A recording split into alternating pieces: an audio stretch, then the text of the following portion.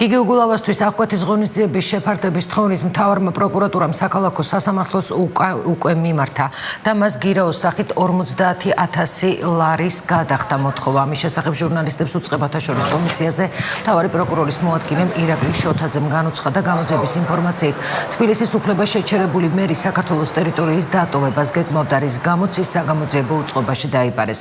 უგულავას ბრალი გუშინ წაუყენეს, საქმე ეხება კომპანია City Park-ისთვის არამართლზომიერი უპირატესობის მინიჭებას და ბიუჯეტიდან მილიონზე მეტი ლარის გაფლანგვას.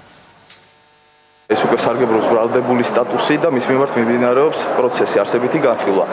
მისი გამგზავრების შესახებ მას არ შეუტყობინებია პროკურატურისათვის და სასამართლოსათვის შესაბამისად ვინაიდან ეს ინფორმაცია დადასტურდა და ეს ვარაუდი საკმაოდ მაღალი სტანდარტის იყო, პროკურატურამ გადაწყვიტა მიეღო ზომები. დღეს მიმართავთ შესაბამისი აღკვეთი ღონისძიების გამოყენების თავაზე სასამართლოს. მოვითხოვთ აღკვეთი ღონისძიების სახით გირაოს გამოყენებას.